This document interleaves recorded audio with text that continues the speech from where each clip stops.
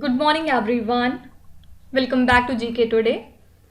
आई hope आप सब बिल्कुल ठीक होंगे और आज हम डिस्कस करेंगे 6 जुलाई के सबसे मोस्ट इम्पॉर्टेंट करंट अफेयर्स।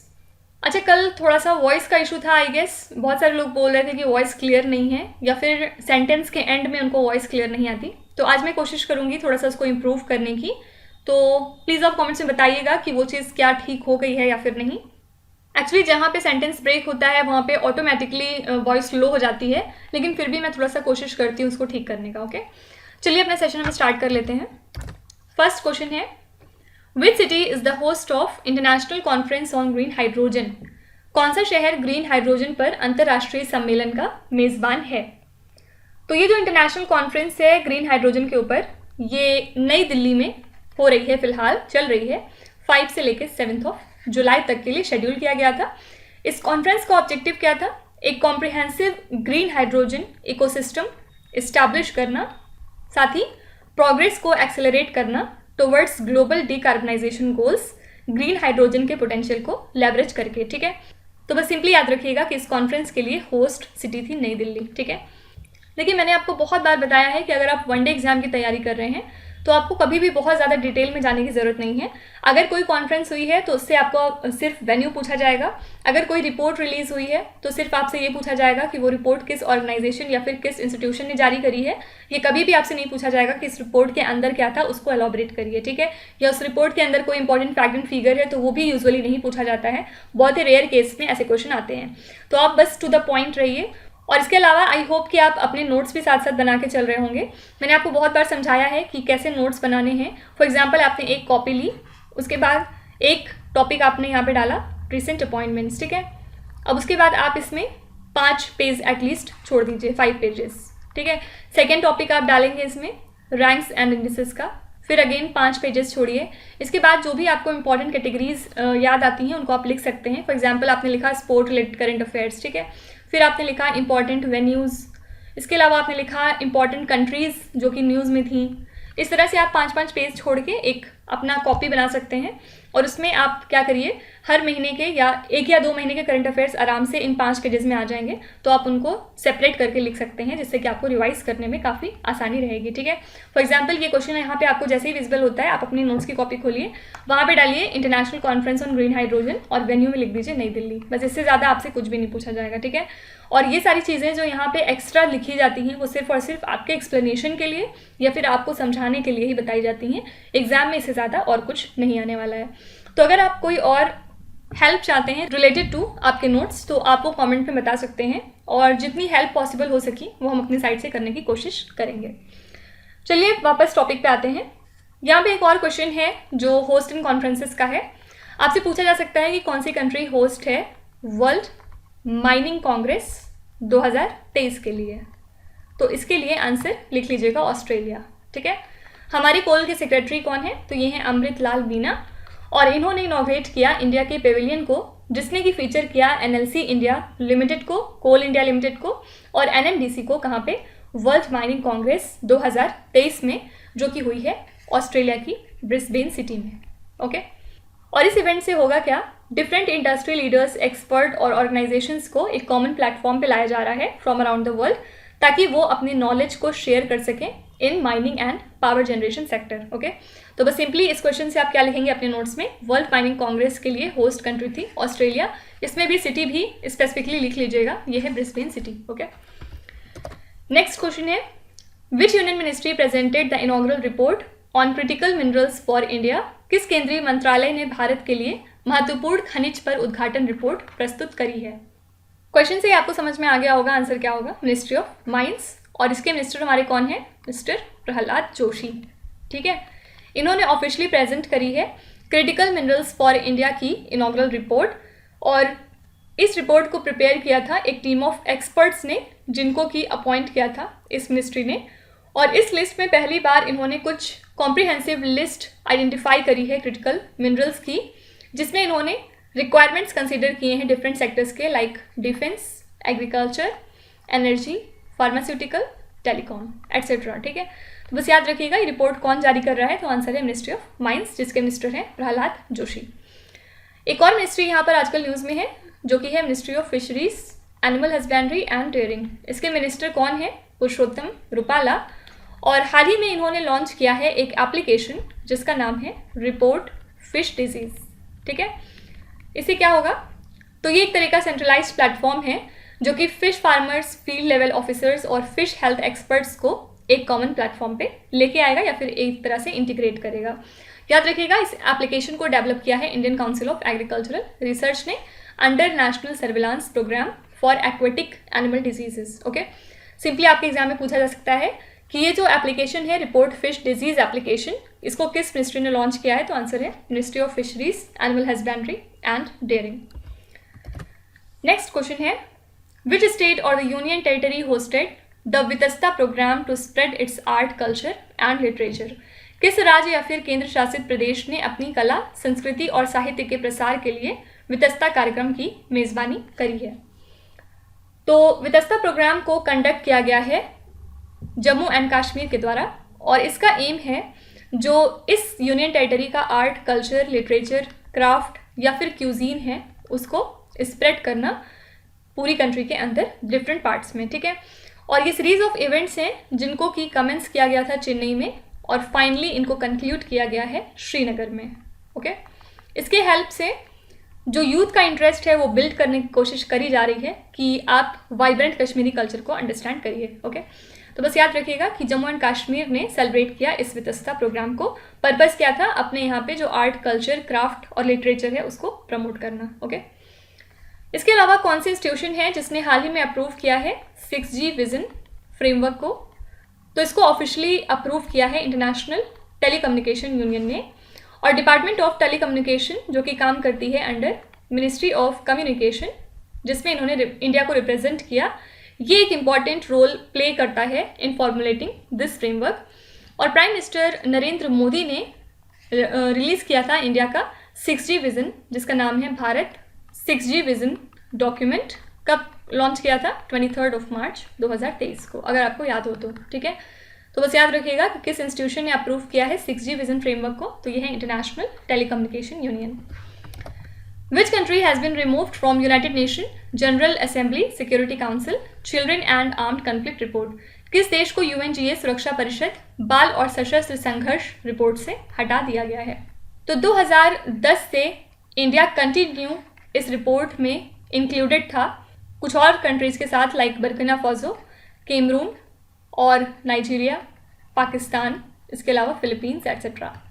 लेकिन अब जो गवर्नमेंट का एफर्ट हो रहा है, इंडियन गवर्नमेंट का effort to enhance the protection of children, कि किस तरह से बच्चों को और ज़्यादा प्रोटेक्ट किया जाए, फाइनली इंडिया अब इस रिपोर्ट में नहीं है। ठीक है, तो इंडिया को इस लिस्ट से हटा दिया गया है। याद रखिएगा ये कंट्री कौन सी है? इंडिया। इसके अलावा कौन सी मिनिस्ट्री है जिसने हाल ही में कुछ गाइडलाइंस जारी करे हैं for resource adequacy planning framework? तो in consultation with central electricity authority, union ministry of power ने ये गाइडलाइंस जारी करे हैं इंडिया में। और ये गाइडलाइंस किस लिए फॉर्मुलेट किए गए हैं? तो इसलिए किए गए हैं ताकि हम कंप्लाई कर सकें with rule 16 of electricity amendment rules 2022। ठीक है, इन गाइडलाइंस की हेल्प से इंश्योर किया जा रहा है कि सफिशिएंट इलेक्ट्रिसिटी अवेलेबल करी जा सके कंट्री के ग्रोथ को इन्हांस करने के लिए। ठीक है, इन अ कॉस्ट इफेक्टिव मैनर। तो बस याद रखिएगा कि इस फ्रेमवर्क से कौन सी मिनिस्ट्री रिलेटेड है? तो ये है ministry of power. Next question है, the cabinet granted approval for ratification of headquarters agreement between India and which institution और ब्लॉक? कैबिनेट ने भारत और किस संस्था या फिर ब्लॉक के बीच मुख्यालय समझौते के अनुसमर्थन को मंजूरी दे दी है? तो कैबिनेट ने अप्रूवल दिया है for the ratification of headquarters agreement between India and CDRI। Full form क्या है? Coalition for disaster resilient infrastructure. और ये जो रेटिफिकेशन है हेडक्वार्टर्स एग्रीमेंट का between the government of India and CDRI, इसकी हेल्प से ग्रांट किया जाएगा एग्जेम्पशंस को, इम्यूनिटीज़ को, प्रिविलेजेस को एट्सेट्रा। ठीक है, जैसा कि आउटलाइन किया गया है in section 3 of United Nations act of 1947। Okay, तो बस याद रखिएगा आंसर है CDRI और फुल फॉर्म क्या है? Coalition for disaster resilient infrastructure. ठीक है, इसके अलावा आजकल यूरिया सब्सिडी स्कीम भी काफ़ी ज़्यादा न्यूज़ में है। अगर आपसे पूछा जाए कि यूरिया सब्सिडी स्कीम कौन सी मिनिस्ट्री से रिलेटेड है, तो आंसर हो जाएगा ministry of chemicals and fertilisers.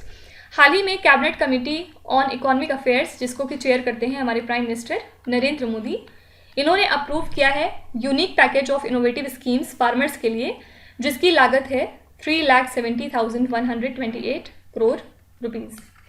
और इस कैबिनेट कमेटी ने अप्रूव किया है कि यूरिया सब्सिडी स्कीम को कंटिन्यू किया जाएगा ताकि यूरिया अवेलेबल हो सके फार्मर्स के लिए at the same price of 242 rupees पर 45 kgs ऑफ बैग, जिसमें कि टैक्स को एक्सक्लूड किया जाता है और नीम कोटिंग चार्जेस को। ठीक है, इसके अलावा अलग से 1451 करोड़ रुपीज़ को अप्रूव किया गया है for market development assistance scheme, ताकि जो model of wealth from waste है उसको एग्जाम्प्लीफाई किया जा सके। ठीक है, तो यूरिया सब्सिडी स्कीम से कौन सी मिनिस्ट्री रिलेटेड है? तो ये है ministry of chemicals and fertilisers.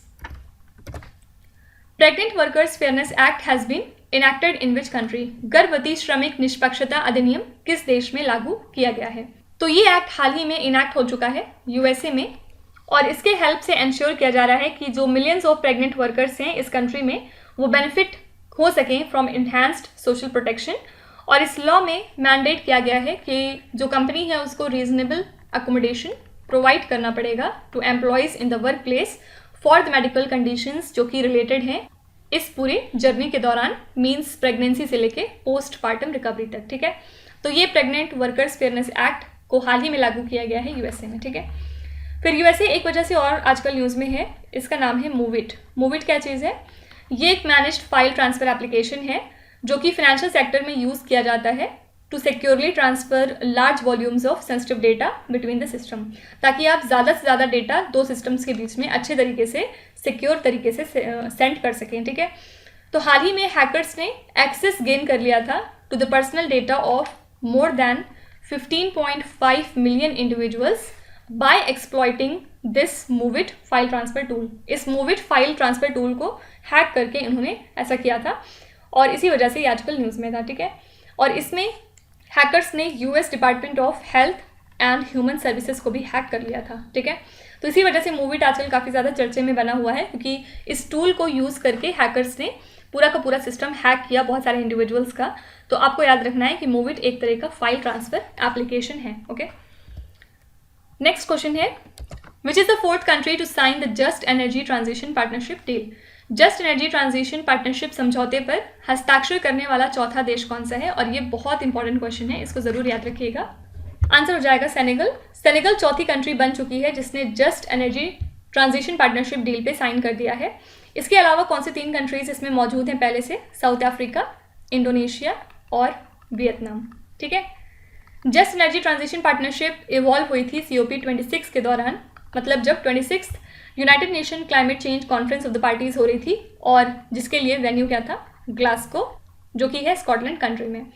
और ये एक तरह का फिनेंसिंग कॉपरेशन मैकेनिज्म है जो कि आप कह सकते हैं कि जो भी कोल डिपेंडेंट एमर्जिंग इकोनॉमीज़ हैं उनको हेल्प किया जाएगा to make a just energy transition. Okay, तो 4 कंट्रीज़ कौन सी हैं इस डील में? ये हैं साउथ अफ्रीका, इंडोनेशिया, वियतनाम और फाइनली सेनेगल। नेक्स्ट है, which is the world second largest rain forest after the Amazon? Amazon के बाद विश्व का दूसरा सबसे बड़ा वर्षा वन कौन सा है? तो ये है कॉन्गो, सबको पता है, ये दुनिया का सबसे बड़ा रेन फॉरेस्ट है आफ्टर अमेजोन। और एक रिपोर्ट के मुताबिक इस फॉरेस्ट ने 500,000 हेक्टेयर्स ऑफ अपने एरिया को ख़त्म कर दिया है या लूज़ कर दिया है, इसी वजह से न्यूज़ में है।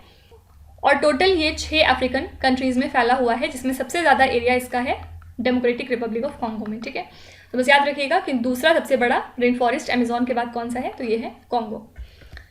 नेक्स्ट क्वेश्चन है, as per the financial incentive scheme what percentage of gross state domestic product is available to the states for borrowing? वित्तीय प्रोत्साहन योजना के अनुसार सकल राज्य घरेलू उत्पाद का कितना प्रतिशत राज्यों को उधार लेने के लिए उपलब्ध है? तो डिपार्टमेंट ऑफ एक्सपेंडिचर ने फाइनली बूस्ट दे दिया है to the reforms by the states in power sector, जिसमें इन्होंने कुछ फाइनेंशियल इंसेंटिव्स प्रोवाइड किए हैं, जिसके अंडर ये डिसाइड हुआ है कि एडिशनल बोरिंग स्पेस दिया जाएगा 0.5% का of the gross state domestic product, जो कि अवेलेबल रहेगा स्टेट्स को एनुअली अगले 4 सालों के लिए, मीन्स 2021-22 से लेके 2024-25 तक। ठीक है, और टोटल 12 स्टेट्स ऐसे हैं जिन्होंने रिसीव किए 66,413 करोड़ रुपीज़ इंसेंटिव्स के तौर पे अपने एफर्ट्स के लिए जो इन्होंने इम्प्लीमेंट किए हैं पावर सेक्टर रिफॉर्म्स के लिए, ठीक है।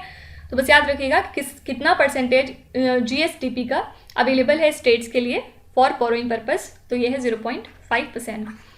इसके अलावा एक और फिगर है जो आपको याद रखना है और वो रिलेटेड है gross non performing asset ratio से। आपसे पूछ सकते हैं कि जो शेड्यूल्ड कमर्शियल बैंक्स हैं इंडिया में, उनके लिए gross non performing asset ratio कितना है अगर हम मार्च 2023 तक की बात करें तो ये वैल्यू डिक्लाइन हुई है और पिछले 10 सालों में सबसे ज़्यादा कम वैल्यू पर आ चुकी है। और कितनी वैल्यू है? 3.9%।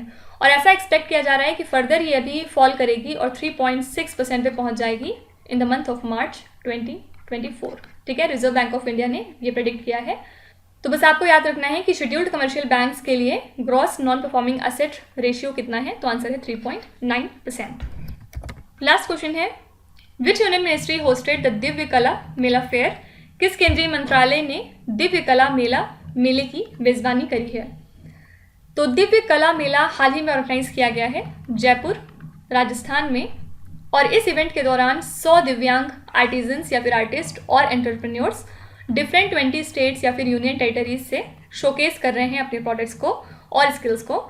और department of empowerment of persons with disabilities ने ऑर्गेनाइज किया इस यूनिक इवेंट को, जहाँ पे इन्होंने अपने प्रोडक्ट्स को शोकेस किया है जो कि रिलेटेड हैं दिव्यांग एंटरप्रेन्योर और आर्टिजन से, ठीक है।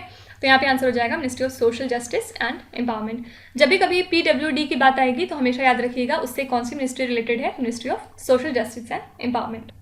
तो ये हो गए हमारे आज के सभी important current affairs. I hope कि आज आपको वॉइस की प्रॉब्लम नहीं आई होगी। स्टिल अगर आपको कोई प्रॉब्लम लगती है तो आप कमेंट्स में उसको मेंशन कर सकते हैं। कल हम उसको एक बार और रिजॉल्व करने की कोशिश करेंगे, ठीक है। चलिए आपकी क्विज की तरफ चलते हैं, जहाँ पर आपको 5 क्वेश्चंस दिए जा रहे हैं और ये क्वेश्चंस हम पीछे कहीं ना कहीं डिस्कस कर चुके हैं ऑलरेडी। तो आई होप कि ये क्वेश्चंस आपको बहुत अच्छे से आते होंगे। तो इनका जवाब आपको कमेंट्स में मेंशन करना है। और जो लोग यहाँ पे नए हैं वो दूसरों के आंसर्स को देख के याद रख सकते हैं फिलहाल के लिए। और अगर आप कंटिन्यू रहेंगे हमारे साथ तो आप ये क्वेश्चंस बहुत आसानी से फिर आगे जाके टैकल कर लेंगे। So that's it for today. I hope you have like the session. आज का सेशन आपको कैसा लगा ज़रूर बताइएगा कॉमेंट्स में। साथ ही साथ आपका कोई भी रिव्यू है, फीडबैक है या फिर सजेशन है तो वो भी आप हमें बता सकते हैं। हमें जानकर खुशी होगी और हम पूरी कोशिश करेंगे उसको इम्प्लीमेंट करने की। तो कल फिर हम मिलेंगे सेम टाइम सेम जगह कल के करंट अफेयर्स के साथ। Till then stay tuned. Thank you so much for watching and please do not forget to subscribe to GK Today. With this, Meenuz Hatsana signing off.